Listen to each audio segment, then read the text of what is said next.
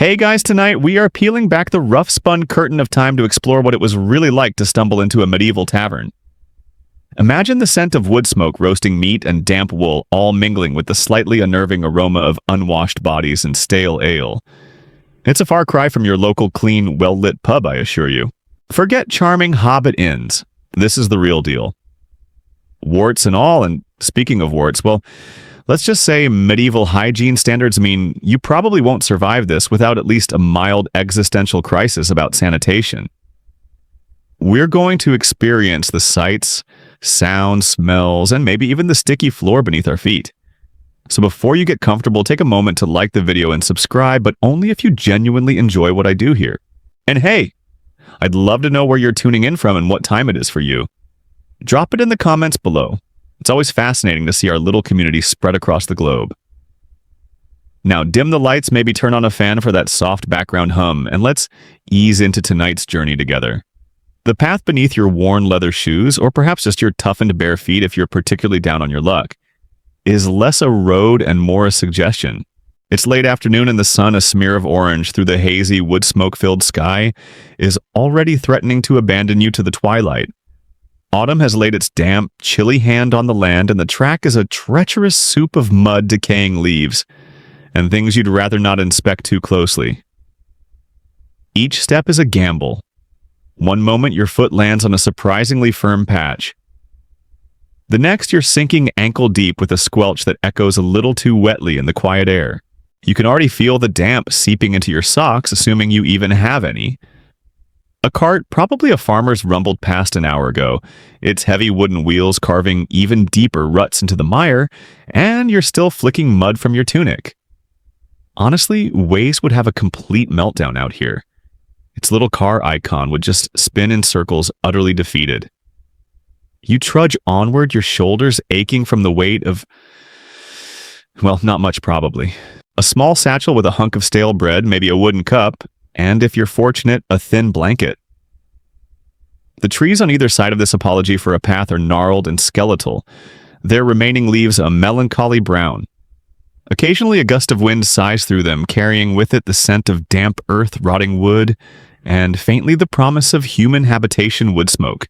It's a smell that clings to everything in this era, a constant reminder of the primary source of heat and cooking. You sniff the air, trying to discern if that's also a whiff of pig. Yes, definitely pig. Rural medieval England wasn't exactly known for its potpourri. As you round a bend, the woods begin to thin and you catch your first glimpse of the village. It's not exactly a bustling metropolis. A cluster of low-hunched buildings with steeply pitched thatched roofs, some looking perilously close to collapsing.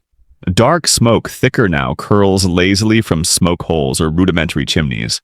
There are no paved streets here, just more mud crisscrossed by pathways worn by generations of feet and hooves. Small fenced-off garden plots, mostly picked bare now, adjoin some of the dwellings.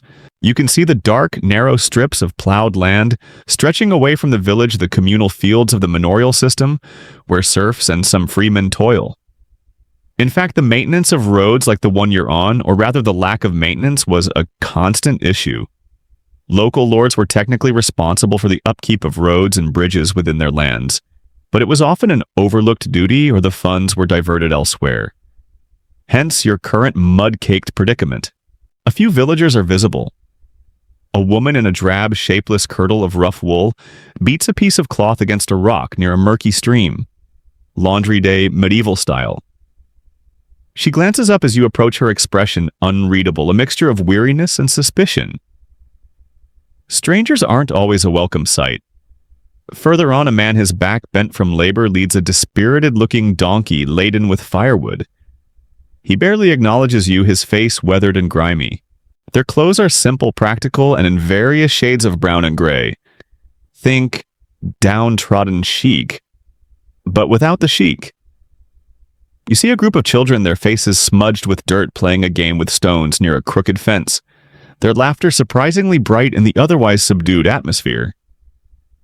One of them points at you and they all stop to stare silently. You pass by a house, a wattle and daub construction. The interwoven branches waddle clearly visible where the clay daub has crumbled away. It has tiny unglazed window openings, probably covered with wooden shutters or oiled cloth at night to keep out the worst of the cold. You can hear a baby crying from within a thin, reedy sound. The concept of personal space as we know it would be an amusing fiction here. Families lived cheek by jowl in 1 or 2 rooms, often sharing their living quarters with animals in winter for warmth. It makes you appreciate your double glazing and central heating, doesn't it?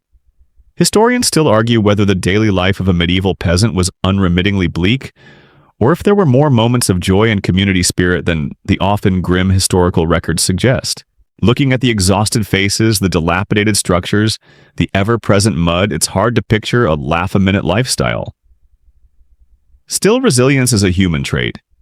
Suddenly, a dog lean and shaggy darts out from behind a hovel, barking furiously at your heels. It's not a cute, fluffy pet. It's a working animal, probably half-starved and fiercely territorial. You make a placating gesture, but wisely don't try to pet it. Eventually, a sharp word from an unseen owner silences it, but it continues to eye you with distrust. Speaking of keeping order, if a more serious crime occurred out here, say, on the road you just traveled, the community might employ the hue and cry. This was a system where anyone witnessing a crime would shout an alarm, and all who heard it were legally obliged to drop what they were doing and join the pursuit of the suspected criminal. A sort of medieval neighborhood watch with mandatory participation and a lot more running. The air grows colder as the light fades further.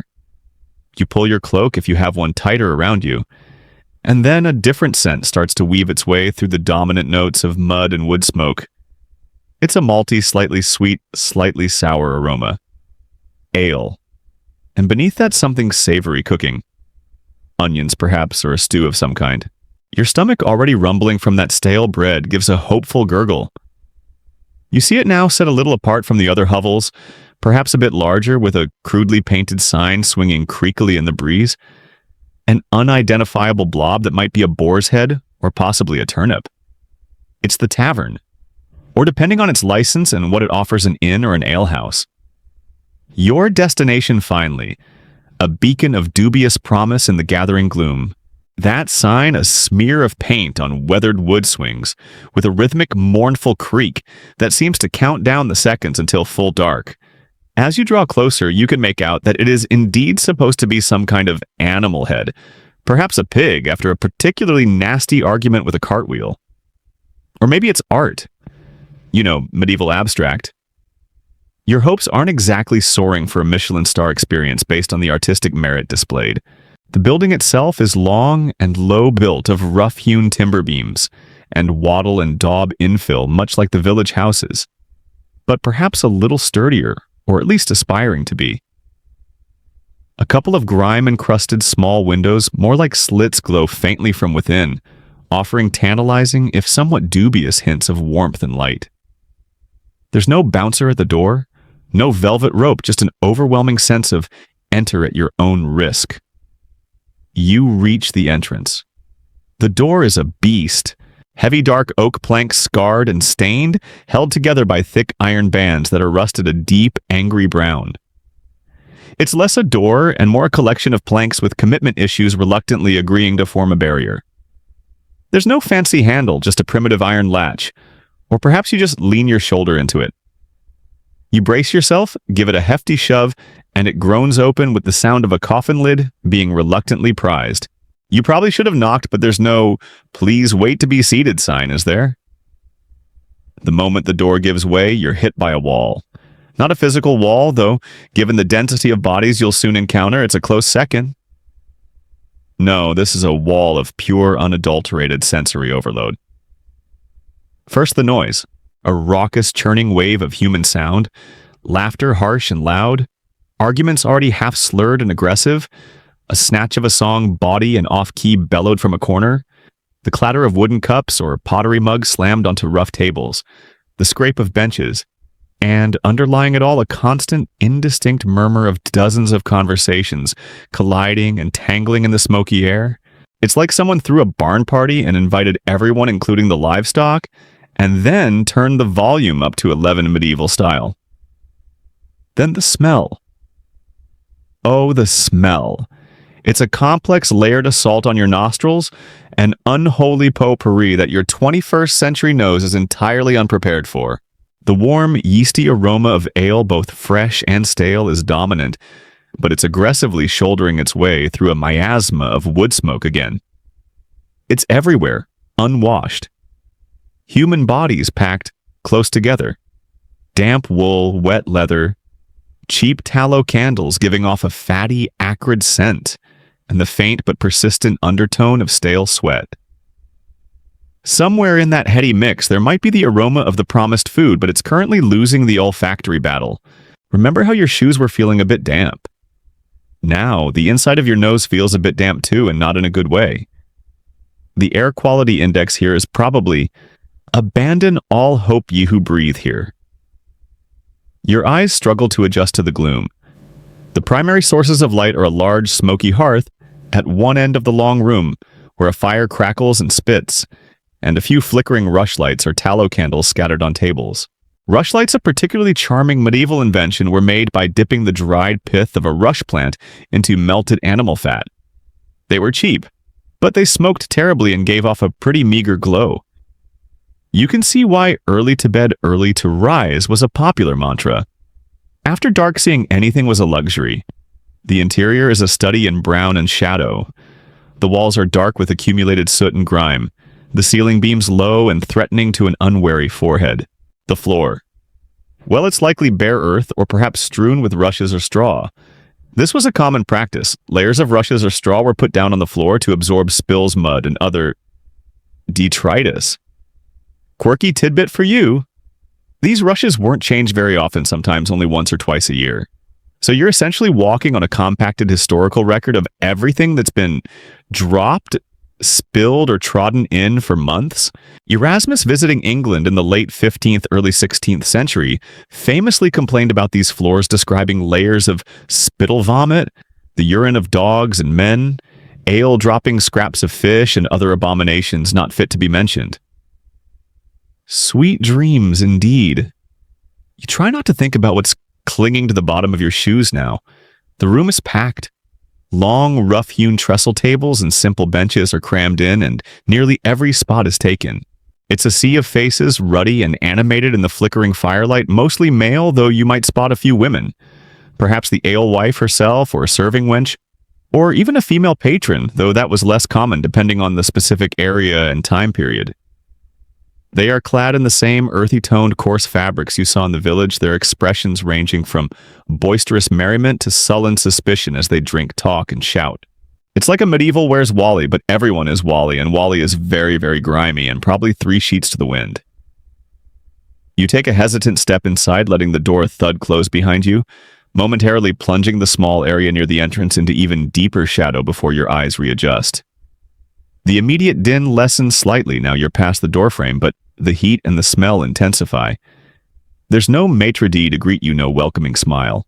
A few heads turn, conversations closest to the door falter for a split second, as eyes narrowed and curious flick over you, assessing. Are you trouble? Are you a mark? Or are you just another weary soul seeking a moment's respite and a drink? The scrutiny is brief, and then they turn back to their own affairs, dismissing you. Historians still argue whether these establishments, whether designated as an alehouse, tavern, or inn, primarily served as vital social hubs fostering community, or were merely breeding grounds for disorder and vice. This particular establishment, based on the initial blast of raw humanity, seems keen to make a strong case for the latter, or at least a very lively combination of both. Generally speaking, an alehouse was the most common run by an alewife brewing and selling her own product.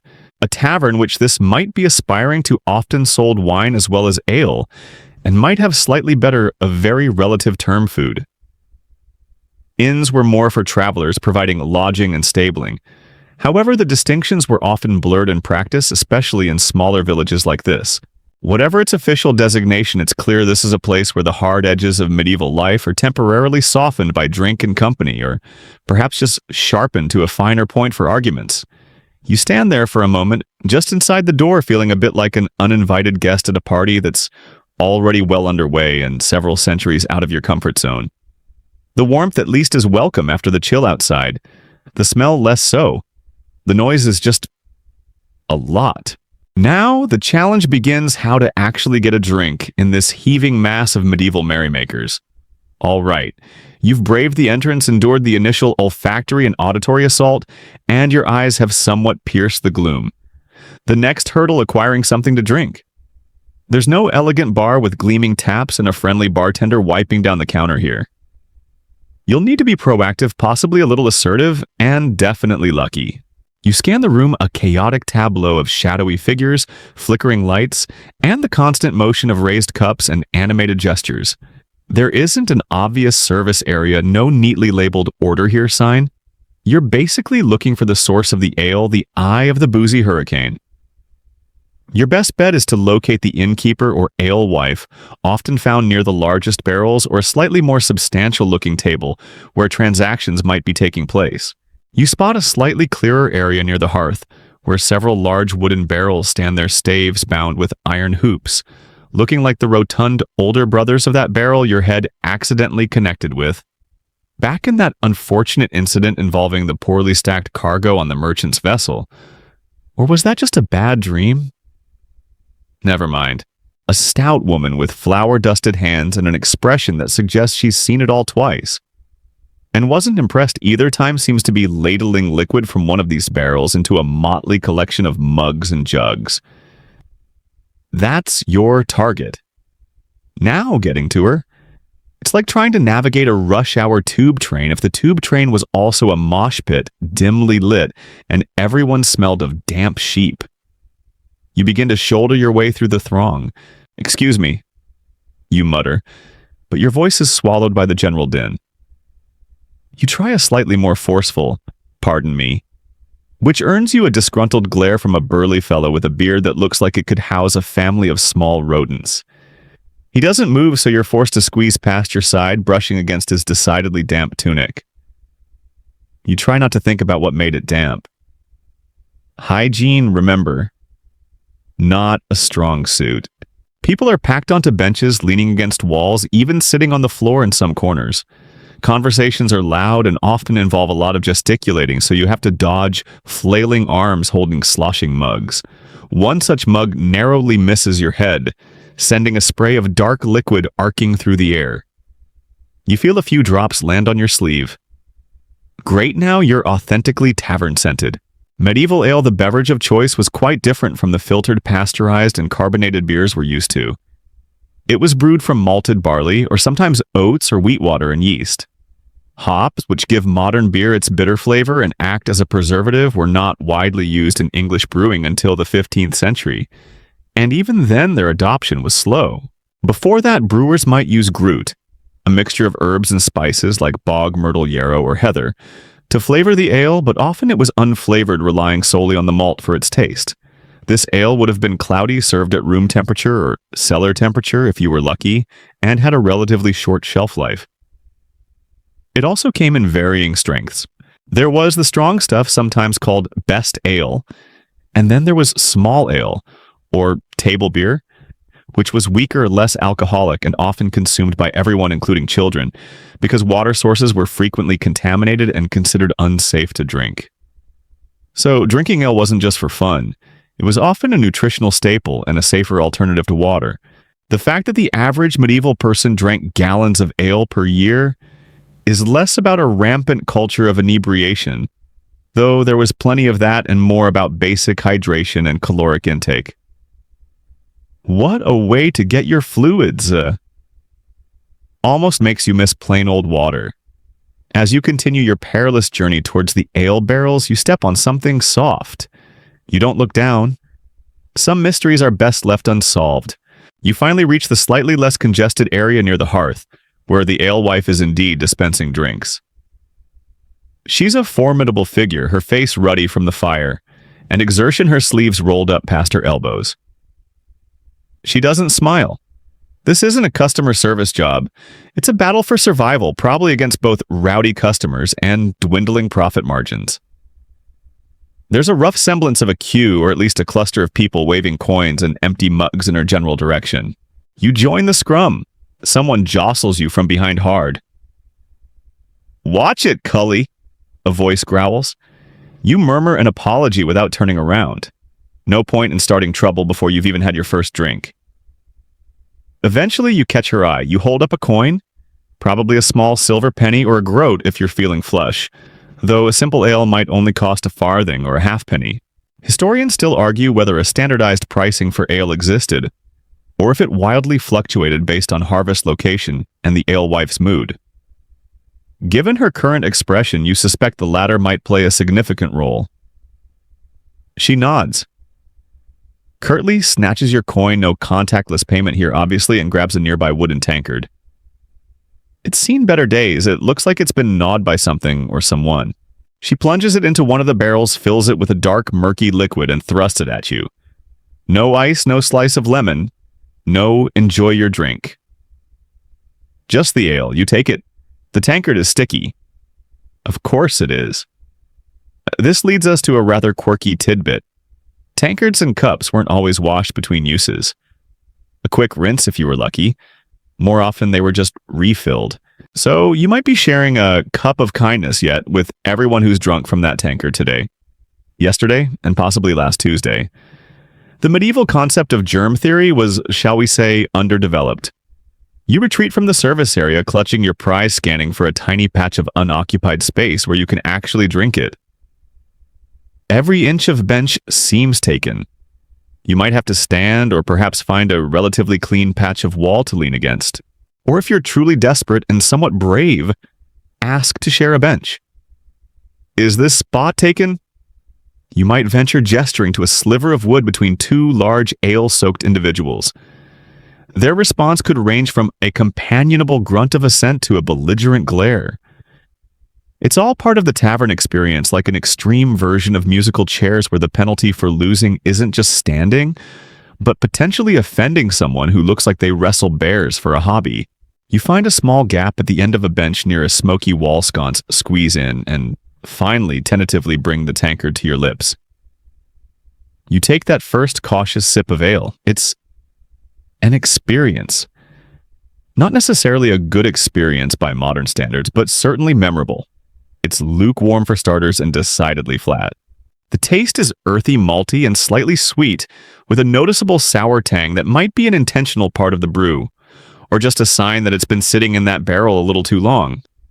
There's a definite sediment at the bottom of your tankard, a kind of gritty residue that you try to avoid by not tilting the cup too enthusiastically. It's a far cry from a crisp cold lager or a hoppy IPA, but it's wet. It's probably alcoholic, and after that muddy trek, it's at least quenching a thirst. You can almost feel the daily medieval grind making more sense with each gulp. This stuff probably made plowing endless fields or mucking out stables slightly more tolerable. Or at least it helped you forget you had to do it again tomorrow. Now with a drink in hand, your stomach no longer solely focused on hydration starts to make more insistent demands. That faint smell of cooking you noticed earlier is becoming more prominent now that your nostrils have slightly acclimatized to the baseline tavern fug. Or maybe you're just so hungry that phantom food smells are manifesting. You glance around. Is there food to be had? And more importantly, do you dare to eat it? Tavern food in the medieval period varied wildly from passable to frankly perilous. In a more reputable inn, especially one catering to wealthier travelers, you might find roasted meats, stews, pies, and decent bread. In a smaller village alehouse like this one, the offerings were likely much simpler and more rustic. The main concern for the innkeeper was often profit and minimizing waste, not culinary excellence. Think of it as the medieval equivalent of day-old mystery meat, served with a generous side of don't ask, don't tell. You might see a large cauldron bubbling over the hearth, from which a communal stew often called pottage is ladled out. Pottage was a staple, a thick soup or stew made from grains, oats, barley, vegetables, peas, beans, onions, leeks, carrots. Whatever was in season or preserved, and occasionally, if you were lucky, some meat scraps or bones for flavor. It was filling relatively cheap and could be kept simmering for days, with new ingredients added as old ones were consumed. One popular joke from the period involved diners finding a mouse in their pottage, which, depending on the cook, might just be skimmed off before serving the next customer. Yum! Then there's bread. Bread was a fundamental part of the medieval diet, but its quality varied enormously. The wealthy ate fine white manchet bread made from sifted wheat flour. The common folk ate darker, coarser bread made from rye barley or a mix of grains called maslin. It was often dense, heavy, and if you were buying it in a tavern, possibly stale. A hunk of this bread perhaps with a smear of butter, which might be rancid, or a piece of equally questionable cheese could be a meal in itself. Medieval cheese, by the way, could be surprisingly potent. Some varieties were so hard they were jokingly said to be useful as building materials. You might also encounter pies. Medieval folk loved pies. Meat pies, fish pies, even humble pies made from the offal of an animal, literally the umbles, heart liver entrails. Pastry was a good way to preserve the contents and make tougher cuts of meat more palatable. However, the fillings could be a gamble. Mystery meat was practically invented in medieval pie shops. You might think you're getting beef, but it could be anything from mutton to, well, let's just say stray dogs and cats had a habit of disappearing in certain less reputable establishments. It's a quirky and rather grim tidbit that London street vendors selling meat pies in the 14th century were sometimes accused of using human flesh. While likely an exaggeration or a scare tactic, it highlights the general distrust of food provenance. Probably best to stick to the vegetarian option if such a thing even exists beyond a wilted turnip. Cooked meats, if available, would likely be spit roasted over the fire. A rabbit, a chicken, a luxury for many, or perhaps a joint of pork or mutton. It would smell good sputtering and dripping fat into the flames, but again, freshness was key.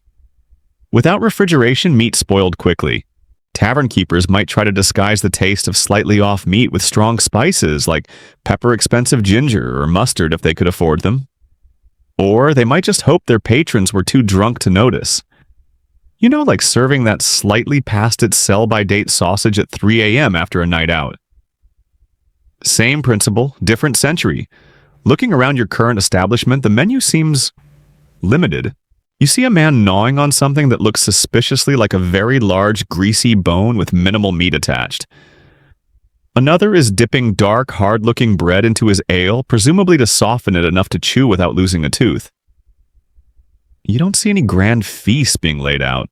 This looks like a bread and cheese, and be grateful for it kind of place. Or maybe that pottage if you're feeling brave. A serving wench, young, tired-looking, and adept at dodging groping hands, passes by carrying a tray of empty tankards. You try to catch her eye. Food. You venture shouting slightly over the din. She gives you a weary look, nods towards the bubbling cauldron, and mouths something that might be stew 3p. 3p for a bowl of who knows what. It's a gamble. But your stomach is making noises that are starting to compete with the tavern's general cacophony. Historians still argue whether medieval tavern food was generally a safe and nutritious option for the common person or a significant public health hazard. Given the lack of sanitation, the methods of food preservation or lack thereof, and the economic pressures on innkeepers, it's easy to lean towards the latter. However, people did eat in these places regularly, so it couldn't have been universally lethal. Perhaps it was a case of what doesn't kill you makes you stronger. Or at least gives you a cast iron stomach. You also have to consider the adulteration of food, which was a common problem. For example, bakers were often accused of mixing sand or chalk into flour to increase its weight, and brewers of adding unsavory items to their ale to stretch it or give it more kick. There were regulations and punishments for such practices. Dishonest bakers could be dragged through the streets on a hurdle with their adulterated loaf tied around their neck. But it still happened. So that pottage might contain a few extra unlisted ingredients, none of them good for you. Remember that crocodile dung sunscreen we talked about in another journey? Medieval folks had some creative approaches to ingredients all around. You weigh your options. Risk the stew, try to buy some bread, or just stick to the ale and hope it has enough calories to see you through the night. The man next to you belches loudly a rich stew-scented exhalation. Decision made. Perhaps another ale is the wiser choice for now. So you've decided to postpone the culinary adventure wisely, perhaps, and focus on the liquid sustenance. Another ale seems like a safer bet than deciphering the contents of the bubbling cauldron, especially after that rather potent olfactory preview from your benchmate.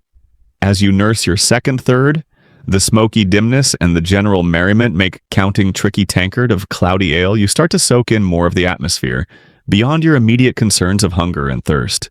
The tavern isn't just a place to eat and drink. It's a hub of social activity, a place for entertainment commerce, and occasionally a spectacular falling out. The revelry is in full swing. In one corner, illuminated by a sputtering tallow candle, a group of men are hunched over a rough wooden table, completely absorbed in a game of dice. Their faces are intent brows furrowed in concentration, occasionally erupting into a roar of triumph or a groan of despair. You hear the clatter of dice on wood followed by the chink of coins changing hands. Or perhaps not coins, but pledges of goods or future labor if money is scarce. Gambling was a hugely popular pastime in the medieval period, despite numerous attempts by church and state authorities to condemn or control it. Dice games like hazard were common, as were various forms of backgammon, often called tables. Playing cards were also gaining popularity by the later Middle Ages, trickling in from the East.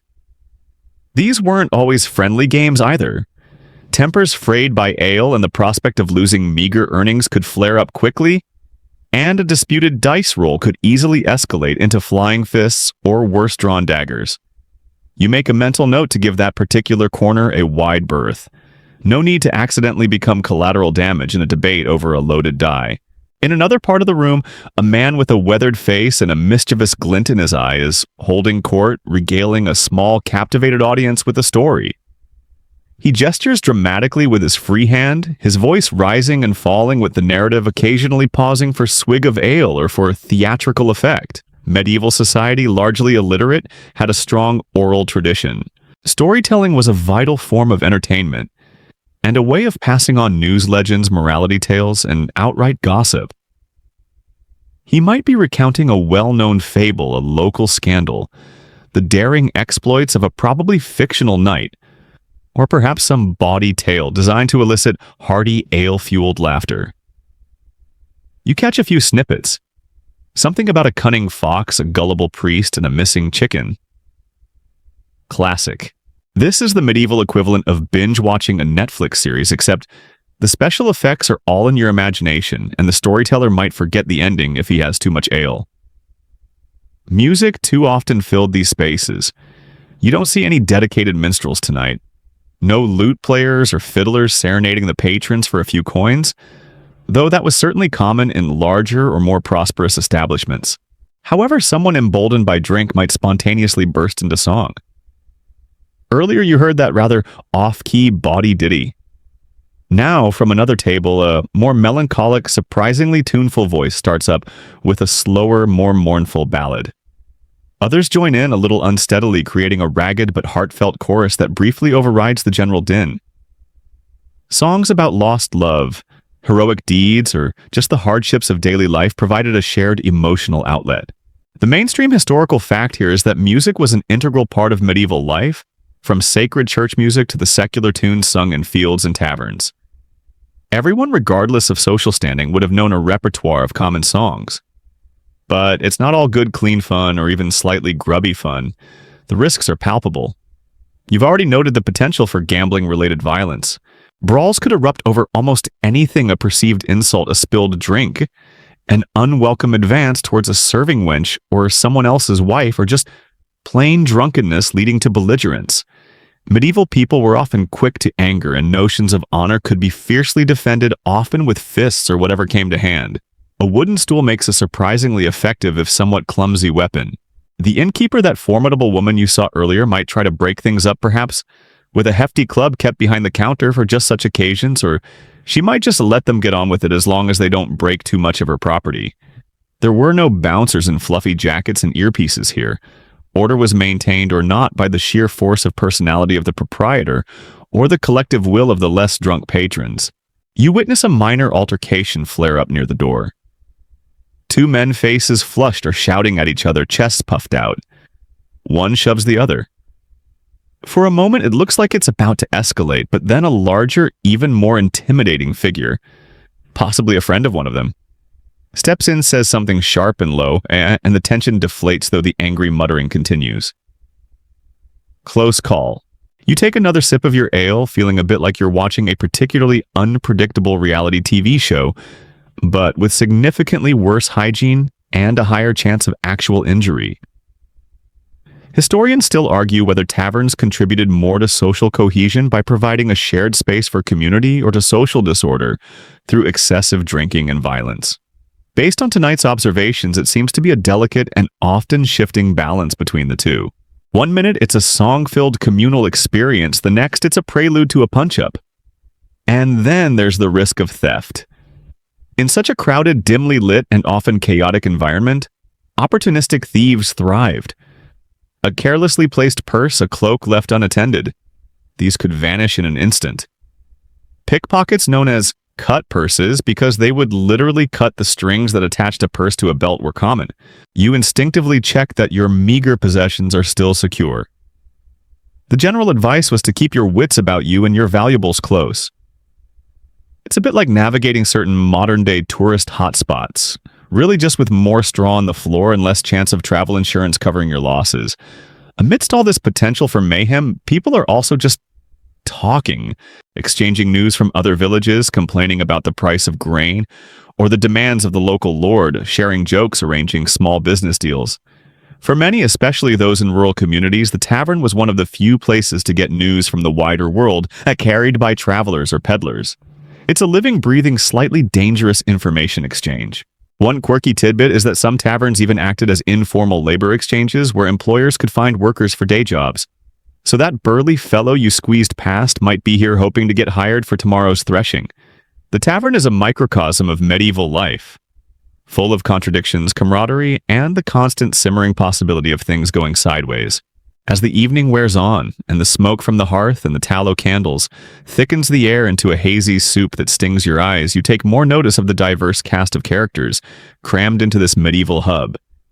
It's a surprisingly broad cross-section of the lower to middling rungs of society, a human tapestry woven with coarse, earthy threads. Each face, illuminated intermittently by the flickering firelight, tells a story of toil, perhaps a little joy, and the general grinding reality of 14th or 15th century existence. You're basically people watching in a living history museum, but the exhibits might try to pick a fight with you or sell you a suspicious-looking sausage.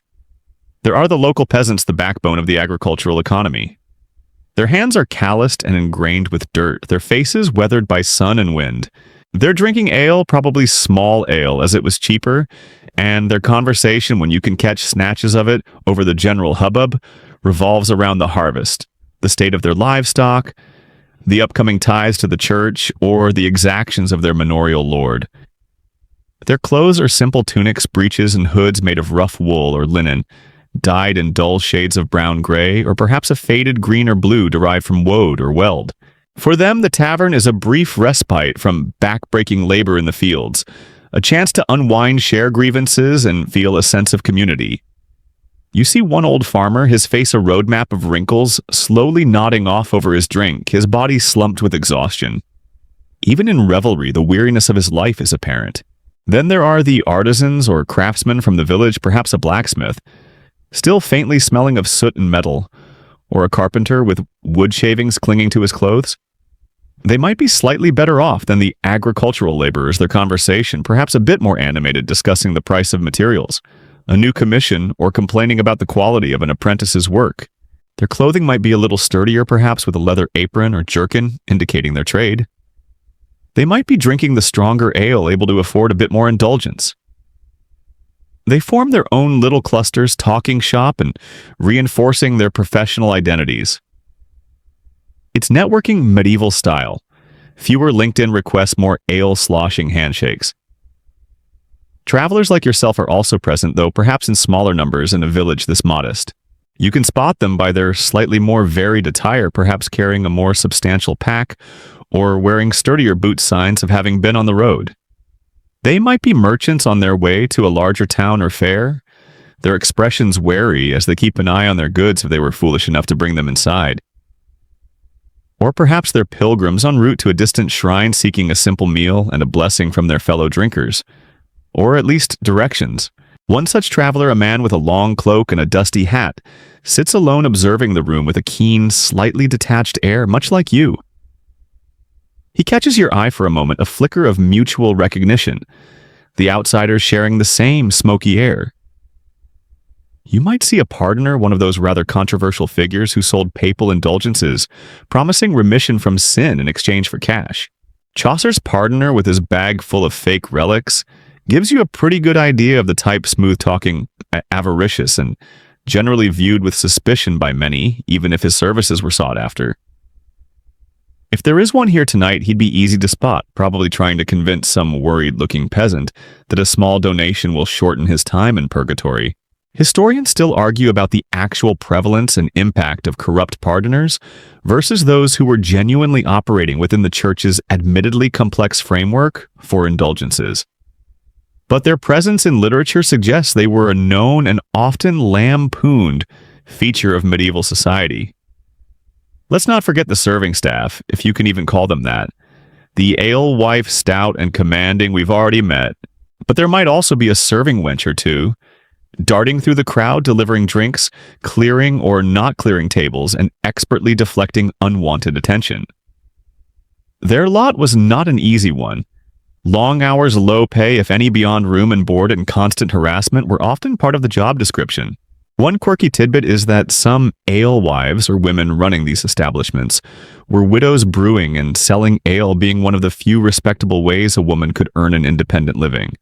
However, they also faced societal scrutiny and were sometimes caricatured as dishonest or promiscuous, like the famous Eleanor Rumming in John Skelton's satirical poem. Among the crowd, you might also spot a more disreputable element. A shifty-eyed individual lurking in the shadows, perhaps a known petty thief or a charlatan peddling dubious cures.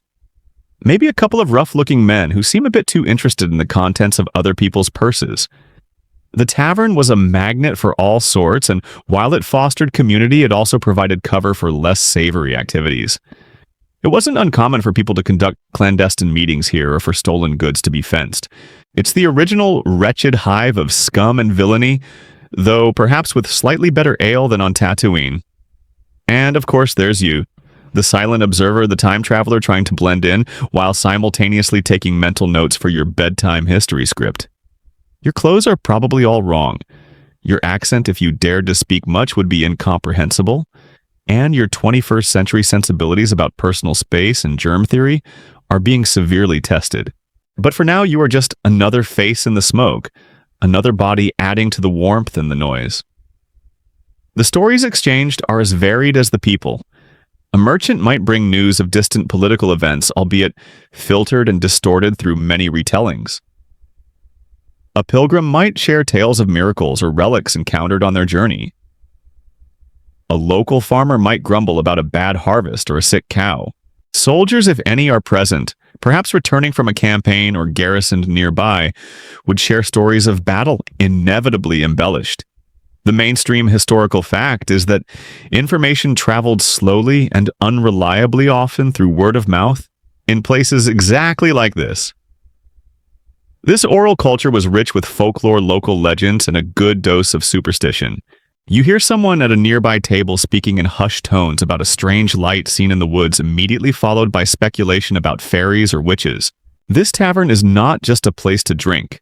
It's a living, breathing repository of communal memory and shared anxieties, all swirling together in the ale-tinged AI while you're observing the medieval LinkedIn in action, with its distinct lack of polished profiles and an abundance of ale-fueled networking.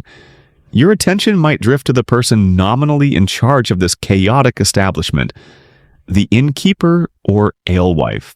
We've seen our formidable hostess near the barrels, a paragon of no-nonsense efficiency. But what was life actually like for these medieval entrepreneurs? It certainly wasn't a path to easy riches, more like a daily tightrope walk over a pit of potential problems. The innkeeper, whether male or female, and women, particularly widows, frequently ran alehouses, as mentioned, was a jack of all trades. They were the brewer in the case of an alehouse, the cellarman, the cook, often by necessity rather than culinary passion. As evidenced by that pottage, the server, the bouncer, the accountant, and often the cleaner. though judging by the state of this place, that last duty might be somewhat neglected. Their day started early, stoking the fire, preparing food, and most importantly, ensuring there was a supply of ale. Brewing was a time-consuming and skill-dependent process. A bad batch of ale could mean ruin, or at least a very thirsty and disgruntled clientele. Remember that lack of hops we talked about? That meant ale spoiled quickly, so precise inventory management was crucial. Brew too much, and it goes bad. Brew too little, and you miss out on sales and face angry customers. It's a stressful brewing balancing act. The innkeeper also had to deal with the legalities and regulations, which were surprisingly numerous. One mainstream historical fact is the assize of bread and ale, a series of laws dating back to the 13th century that regulated the price, weight, and quality of bread and ale. Ale conners, or ale tasters, were appointed officials in towns and villages whose job it was to check the quality and measure of ale sold. If an alewife was found to be selling substandard ale or using short measures, she could be fined or subjected to public humiliation, like being put in the stocks or forced to sit on a cucking stool, a chair to which the offender was tied and then dunked into a river or pond. Talk about a harsh Yelp review. So while our hostess looks like she could wrestle a bear, she also has to keep an eye out for the medieval equivalent of a health and safety inspector with the power to publicly shame her. Then there's the issue of sourcing supplies. Grain for brewing, firewood for the hearth, ingredients for that questionable pottage. All had to be procured often in a local market economy where prices fluctuated wildly based on harvests and seasons. If the harvest was bad, the price of barley would skyrocket, cutting deeply into profits. They also had to deal with suppliers who might be unreliable or try to sell them substandard goods. Imagine trying to run a business where your main ingredients price can double overnight and your customers might riot if you run out. It's enough to make anyone a bit surly. Dealing with the clientele we've already observed was another major challenge. Drunkenness brawls theft guests, skipping out on their bills if lodging was offered. These were all part of the daily grind. The innkeeper had to be shrewd, tough, and capable of imposing some semblance of order. A well-placed heavy ladle or a booming voice could be as effective as any security team. They also had to be careful not to get on the wrong side of local authorities by allowing their establishment to become too notorious for disorder. Yet a bit of liveliness attracted customers, so it was a fine line to walk. And let's not forget the tricks of the trade, some less scrupulous than others. To stretch their profits, some innkeepers were notorious for watering down ale or serving it in cups with deceptively thick bottoms. There were also accusations of frothing it up to make it look like more than it was. Remember that dubious pie filling we discussed earlier? An unscrupulous innkeeper might buy very cheap, possibly tainted ingredients to maximize their returns on food. One quirky tidbit from the era is the ale stake, a long pole often with a bush or garland attached to the end that an alehouse would extend from its front to signify that ale was for sale. Some innkeepers were accused of making their ale stakes excessively long to the point of obstructing the street simply to draw more attention. This led to regulations limiting their length. It's like the medieval version of having an obnoxiously large flashing neon sign. If this establishment also offers lodging as an inn, then there are a whole host of other responsibilities. Managing rooms, which as we'll see were often far from luxurious, providing clean-ish linen, stabling for horses if they catered to wealthier travelers, all added to the workload. Historians still argue whether the average medieval innkeeper was primarily an honest tradesperson, providing a vital service, or a cunning opportunist looking to fleece unwary travelers. The truth, as with most things, probably lies somewhere in between, varying greatly from one individual and establishment to another. Some were undoubtedly reputable and prided themselves on their hospitality, while others were the medieval equivalent of a roadside scam. Our hostess tonight seems to be managing the chaos with a practiced hand, though her expression suggests a deep-seated weariness. She moves with an economy of motion, collecting empty tankards, ladling out more ale, exchanging sharp words with a patron, who's getting too loud, all while keeping an eye on the fire and the simmering cauldron. You see her accept a coin from a man who then gestures upstairs, presumably securing a spot for the night. She nods, her face unreadable. This isn't just a job. It's her life, her livelihood played out daily in this smoky, noisy, challenging environment. She has to be a master of multitasking, a financial wizard with very limited tools. A bouncer, a cook, a procurement officer, and a public relations expert, all rolled into one formidable flour-dusted package. And she probably wouldn't get a day off ever. Suddenly your own daily grind, whatever it may be, might not seem quite so bad in comparison. That is unless your job also involves dodging tankards and deciphering the origins of mystery stew. As the night deepens and the ale continues to flow, the veneer of boisterous camaraderie in the tavern can begin to wear thin, revealing some of the darker undercurrents that often lurked beneath the surface of medieval social life. The shadows in the corners seem to lengthen and deepen, and the laughter once hearty can take on a slightly more manic or aggressive edge. You've already witnessed the potential for brawls and the sly work of cut purses. Now, other less immediate but equally unsettling risks come more sharply into focus. Petty crime, as we've touched upon, was an ever-present threat. Beyond the nimble fingers of the cut purse, there was the risk of outright robbery, especially if you were perceived as an outsider with potential valuables. Flashing too much coin when paying for your ale or wearing overly fine clothes, not that your current attire is likely to attract that kind of attention, thankfully could mark you as a target. While a full-blown armed hold-up inside a crowded tavern was less common than out on the lonely roads, opportunistic thefts of belongings left unattended or pilfering from sleeping guests if this place offers lodging were rife. The secure your valuables mantra we use today when traveling was even more critical then, because there was no police force to call, no CCTV, and very little chance of recovering stolen goods. Justice, if meted out at all for such minor infractions, was often swift, brutal, and very local. You remember that hue and cry system? It could work, but it relied on community cooperation, which wasn't always forthcoming, especially if the thief was a local and the victim a stranger. Then there's the matter of disease. In an era before germ theory, sanitation, or antibiotics, the risk of infection was extraordinarily high, and a crowded, dirty tavern was practically a petri dish. We've already cringed at the thought of shared tankards and the multi-layered abomination that was the rush-strewn floor. Consider the general hygiene, or lack thereof.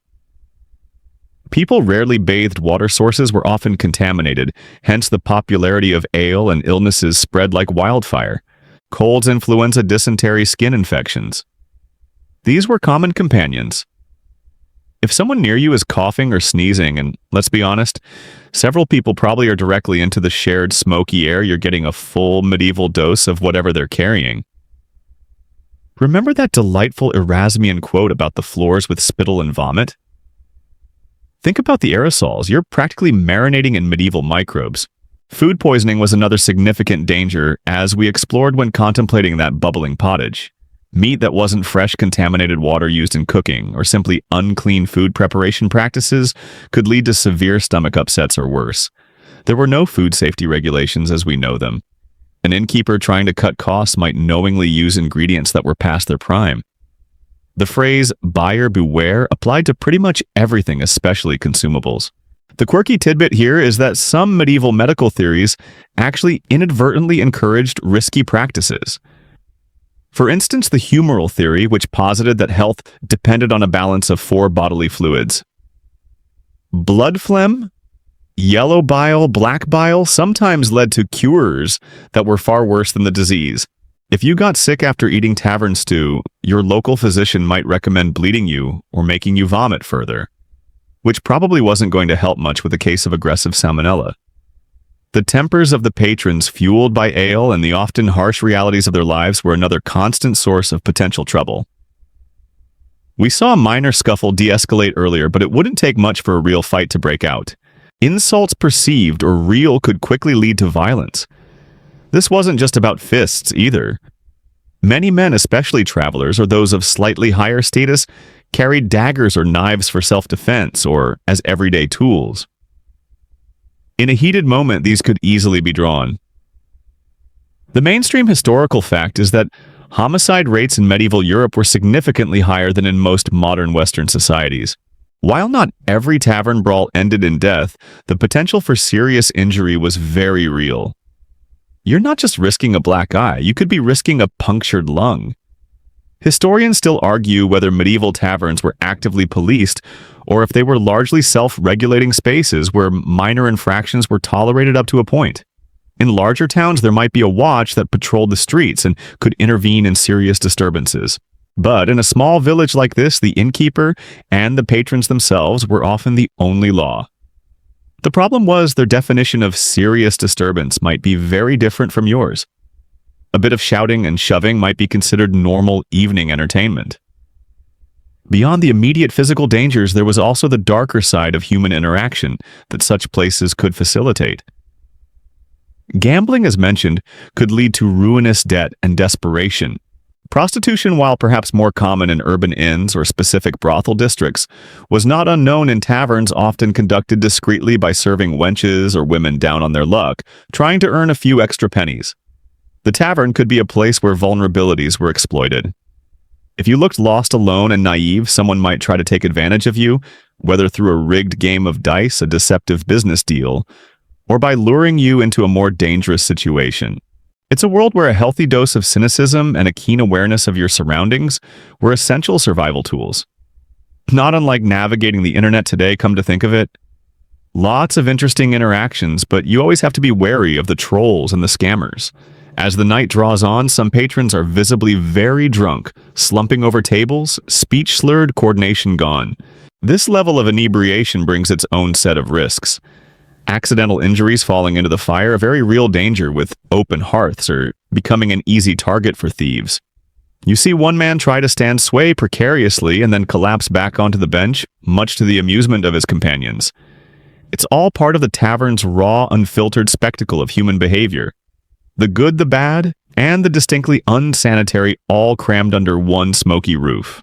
You clutch your own ale a little tighter, suddenly feeling a stronger urge to remain relatively sober and observant in this volatile environment.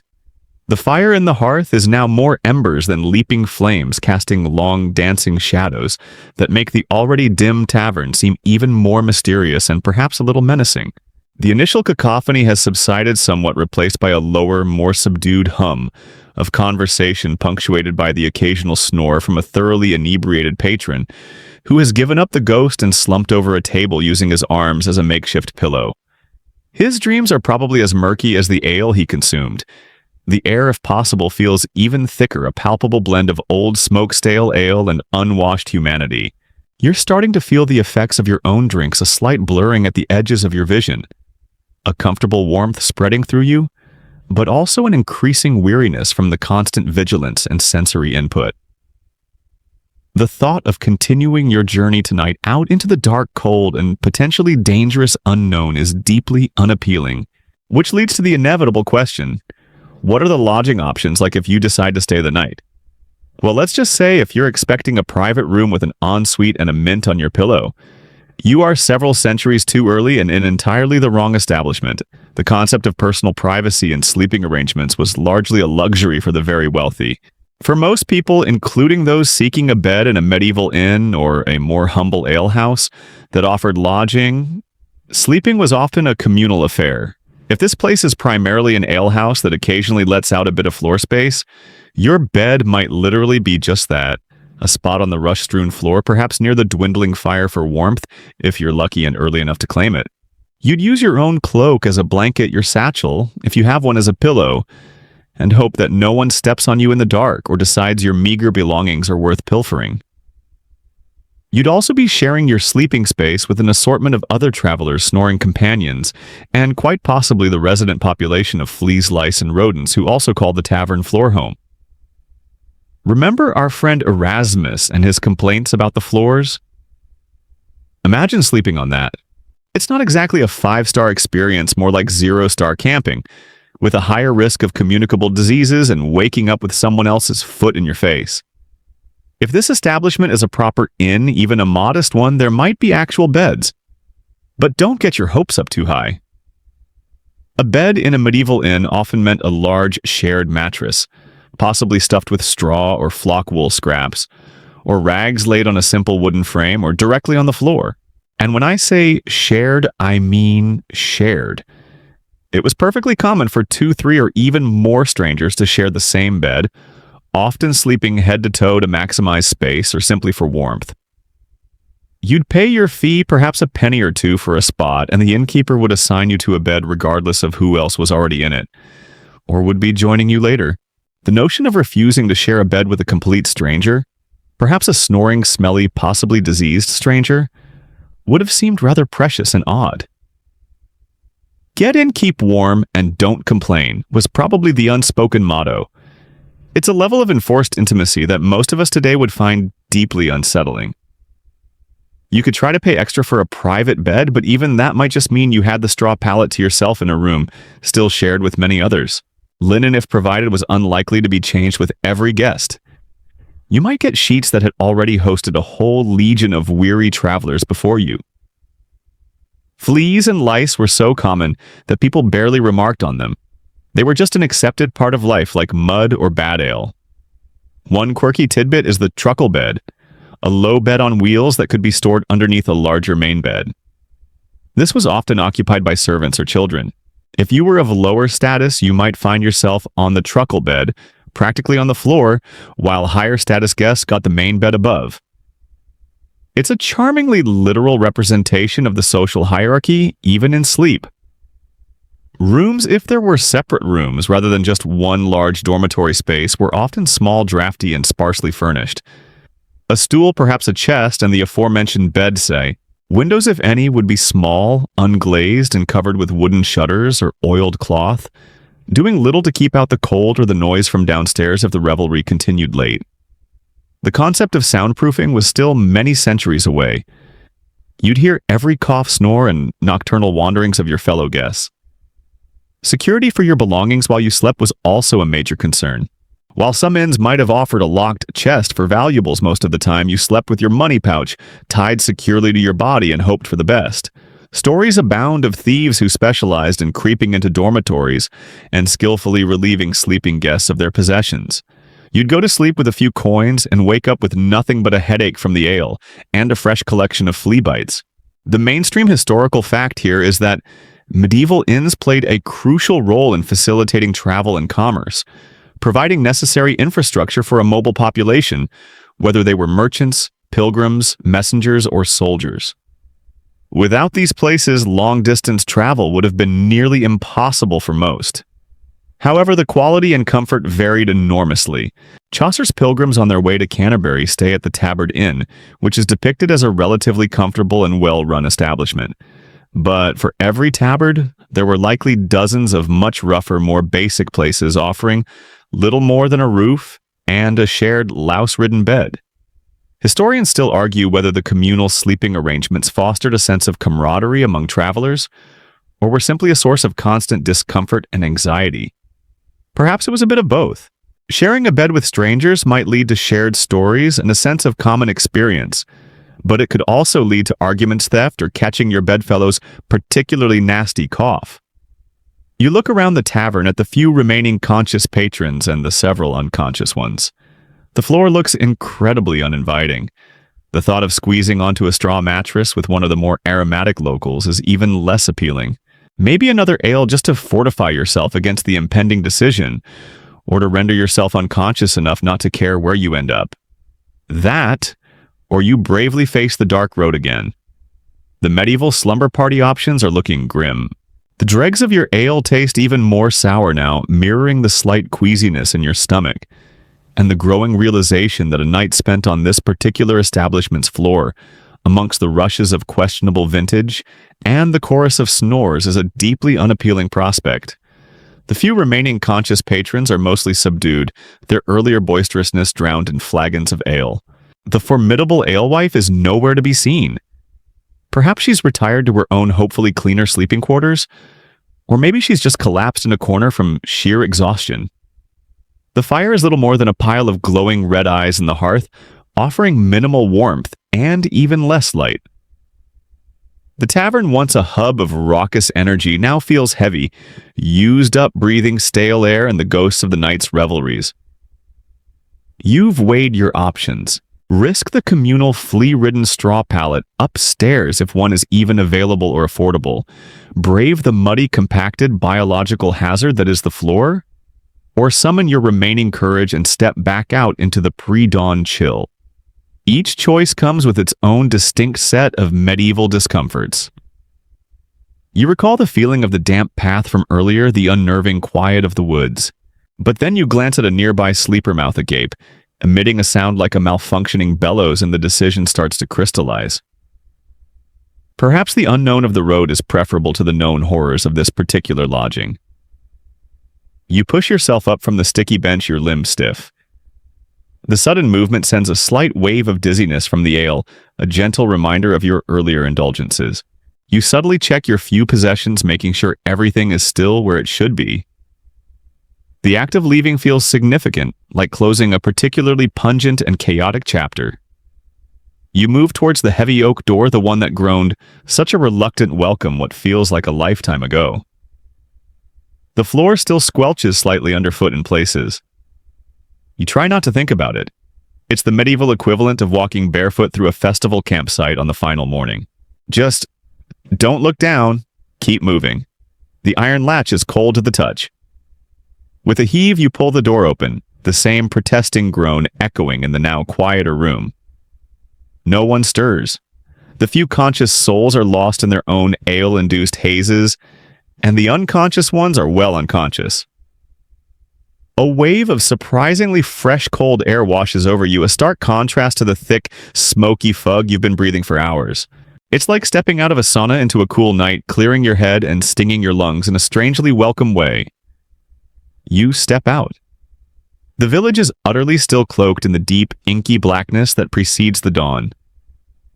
The sky above, if you can glimpse it between the huddled roofs, is peppered with stars, sharp and brilliant in a way you rarely see through modern light pollution.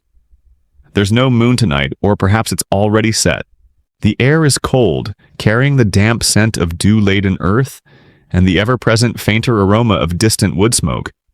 The cacophony of the tavern is replaced by a profound silence, broken only by the distant hoot of an owl or the rustle of some small creature in the thatch of a nearby roof.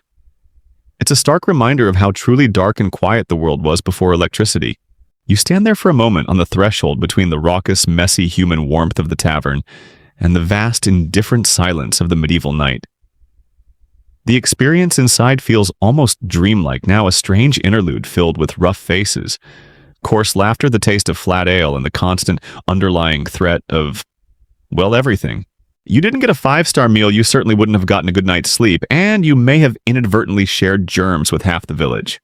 But you've witnessed something raw, something vital about a bygone era. The mainstream historical fact that resonates here is the sheer centrality of such establishments to medieval community life. For all their roughness, these alehouses and taverns were where life happened, where news was shared, deals were made, sorrows were drowned, and people connected in a world that was often isolating and harsh. They were imperfect, often squalid, sometimes dangerous, but undeniably essential.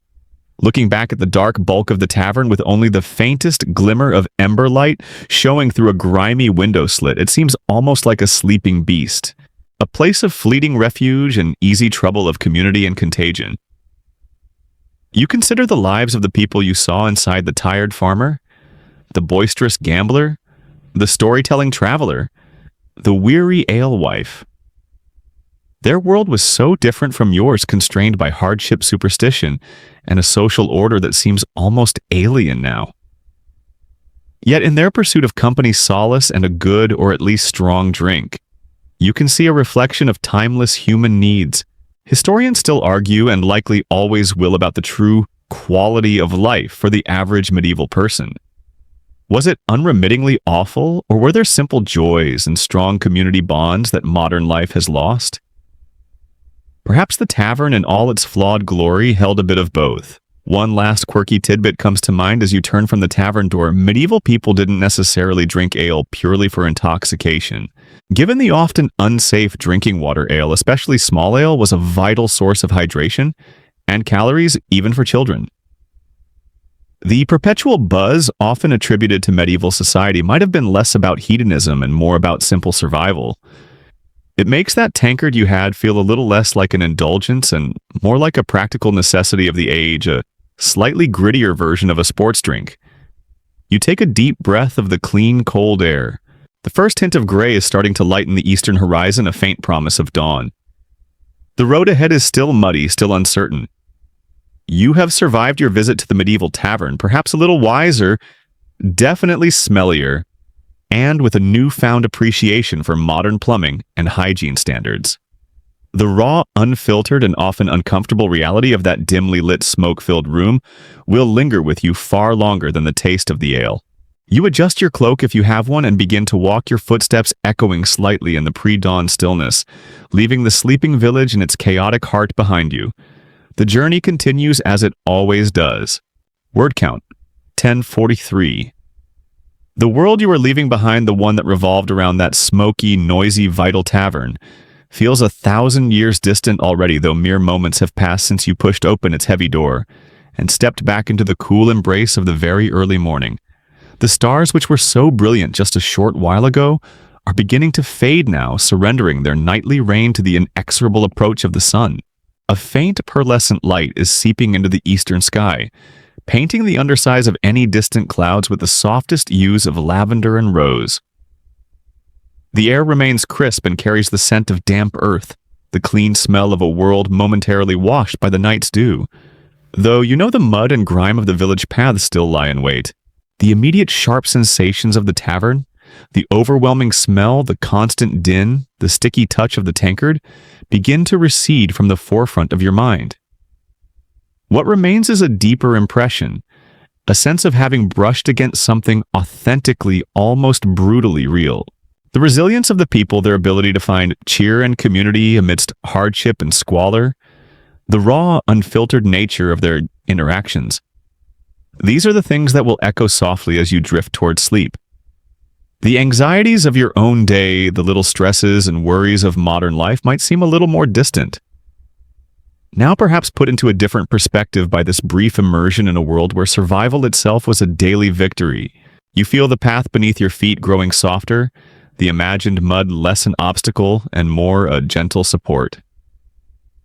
The chill in the air transforms into a comforting coolness, a soft breeze that whispers away the lingering scent of stale ale and wood smoke. The faces you saw once so vivid and animated now blur into a gentle tableau, their boisterous voices fading into a distant, peaceful hum. You are moving away from that bustling, challenging past towards the quiet calm of your own resting place, leaving the questions and the historical debates to the quiet scholarship of tomorrow. The tavern, with all its life and all its grime, has served its purpose for your journey tonight. It was a window, however murky, into another time.